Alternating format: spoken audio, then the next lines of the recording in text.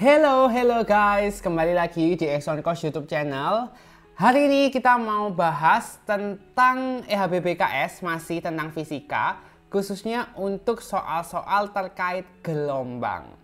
Jadi untuk soal-soal gelombang ini kalian bukan hanya ngerti tentang konsep fisikanya, tapi kalian juga perlu ngerti tentang konsep matematikanya. Biasanya sih soal-soal gelombang ini relate-nya sama persamaan trigonometri, karena di gelombang ini nanti ada rumus sinus ataupun cosinusnya. Tapi kalian nggak usah takut dulu, karena I'll try my best untuk jelasin ke kalian sejelas-jelasnya dan sesingkat-singkatnya dan sepadat-padatnya. Tapi kalian juga jangan lupa buat subscribe YouTube channel ini, Exxon Course, biar subscribernya makin banyak. Lalu juga jangan lupa untuk like dan juga share ke teman-teman kalian.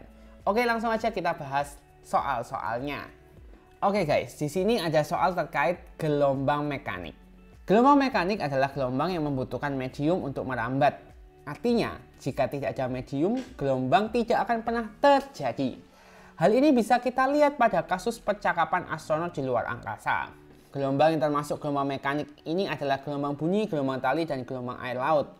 Berikut ini adalah gelombang bunyi yang merambat di udara. Kalau kita amati bentuknya adalah sinusoidal, artinya itu kayak grafik sin gitu. Jadi teman-teman kadang ya memang ada bacaan yang sebenarnya hanya pengantar gitu ya, nggak mengandung apa-apa gitu sebenarnya. Nah, jika seorang peneliti ingin menyelidiki ketinggian gelombang bunyi di atas yang merambat dengan persamaan Hx sama dengan 3 sin x plus 4 cos x dengan ketentuan x antara 0 sampai 2pi, maka tinggi maksimum gelombang tersebut adalah berapa meter. Oke, jadi teman-teman ini sebenarnya sih lebih relate ke persamaan trigonometri matematika ya. Jadi kalau kalian lihat kan grafiknya kan kurang lebih seperti ini ya. Oke. Nah ternyata ketinggiannya itu rumusnya adalah 3 sin x plus 4 cos x. Oke, ditanyakan tinggi maksimum ya kan, berarti Hx maksimum. Oke, teman-teman kalau kalian lihat bentuk dari fungsi trigonometrinya kan gini ya. A cos x tambah B sin x. Benar nggak? Ini aku balik dulu ya biar kalian nggak bingung. Jadi 4 cos x tambah 3 sin x. Ya kan, sama aja kan? Jadi bentuk trigonometrinya itu seperti ini. A cos x tambah B sin x. Untuk mencari nilai maksimum dari fungsi ini sebenarnya ada rumusnya. Y maksimum rumusnya gini, akar A kuadrat tambah B kuadrat. Kalau Y minimum itu tinggal gini, minus akar A kuadrat tambah B kuadrat. Jadi untuk ngerjakan soal ini gampang banget sebenarnya ya. Kelihatannya susah tapi padahal gampang. Tinggi maksimumnya atau aku tulis Hx maksimum adalah akar A itu koefisien cos, B koefisien sin. Koefisien cosnya 4, koefisien sinnya 3. Benar ya? 4 kuadrat tambah 3 kuadrat. Makanya 16 tambah 9 sehingga akar 25 sama dengan 5 meter. Sudah selesai. Bisa kan? Nah soal berikutnya nih agak beda ya. Ini tulisannya agak kecil karena bacaannya banyak banget.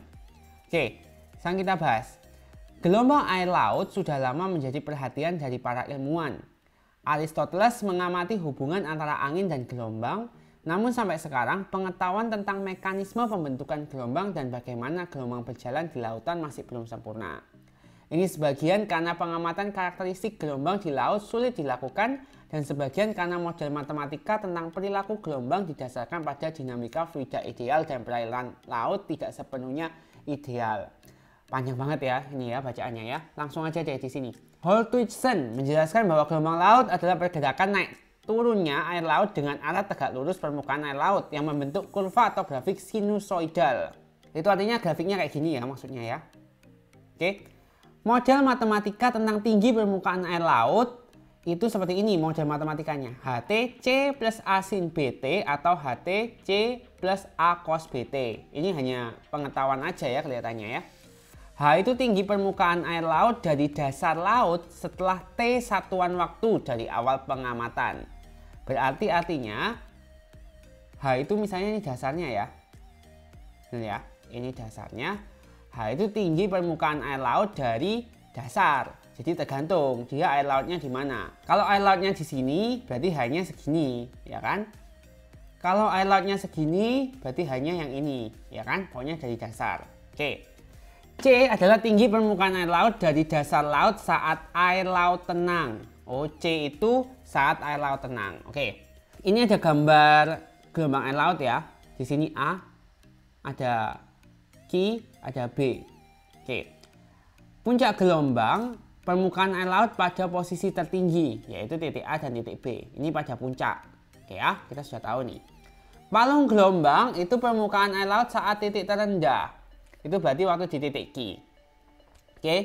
Lalu tinggi gelombang itu selisih tinggi secara vertikal antara puncak gelombang dan palung gelombang.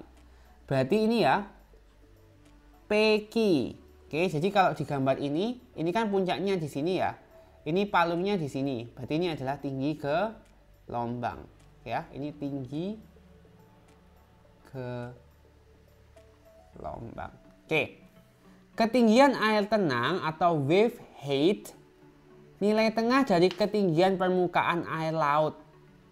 Jadi tinggi air tenang adalah tinggi puncak tambah tinggi palung dibagi 2. Oh, jadi tinggi air tenang itu yang ini ya teman-teman.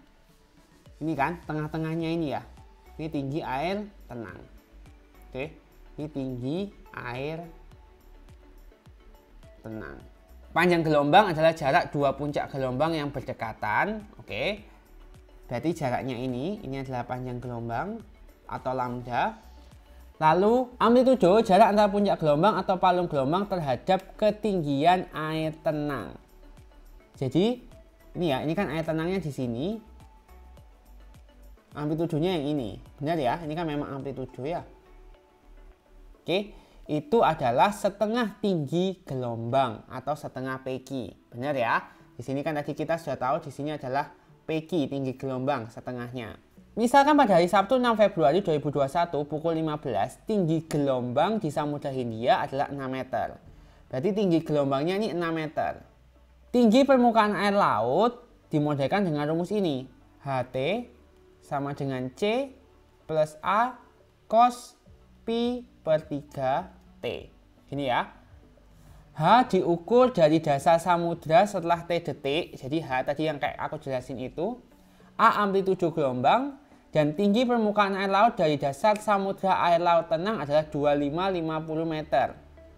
Jadi tingginya ini waktu air tenang ini adalah 2550 meter. Oke. Dari informasi tersebut, pernyataan-pernyataan berikut yang benar adalah, jadi boleh memilih lebih dari satu. Oke, amplitudo gelombang adalah 3 meter. Benar nggak ini? Coba ya teman-teman kita lihat. Amplitudo tadi apa sih? Di penjelasannya setengah tinggi gelombang.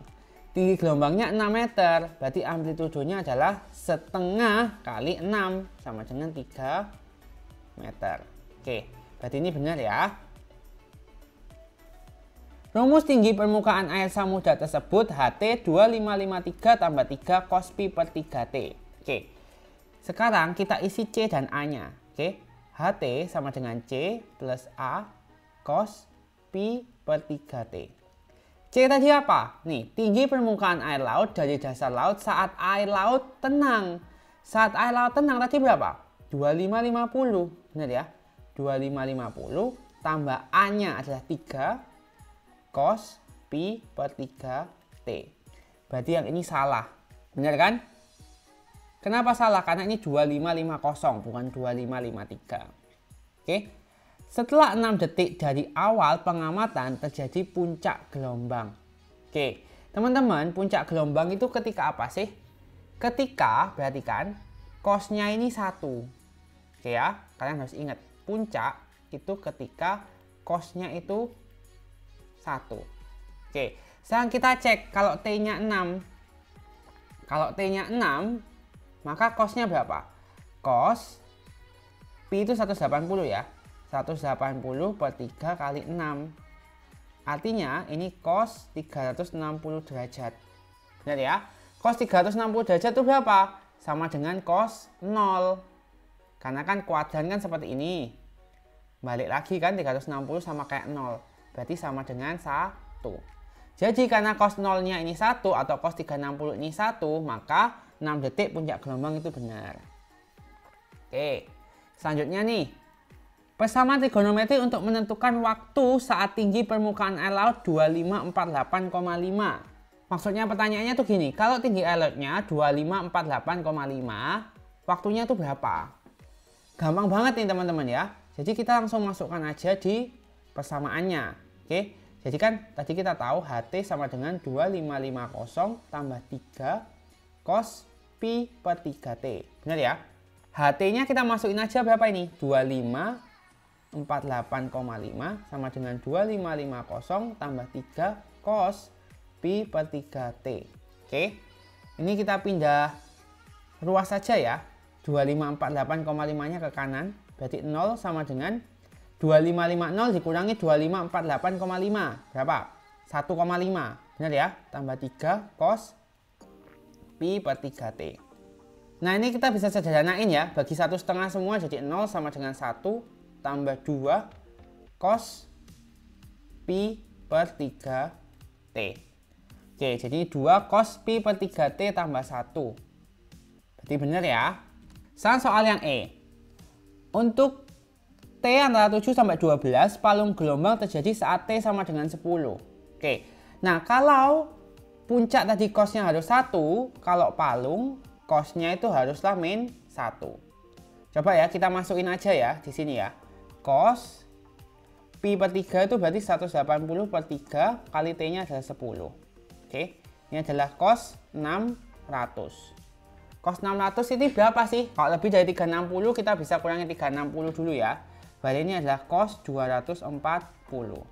Nah, cos 240 ini nggak mungkin min 1. Kenapa? Karena cos yang min 1 hanyalah cos 180.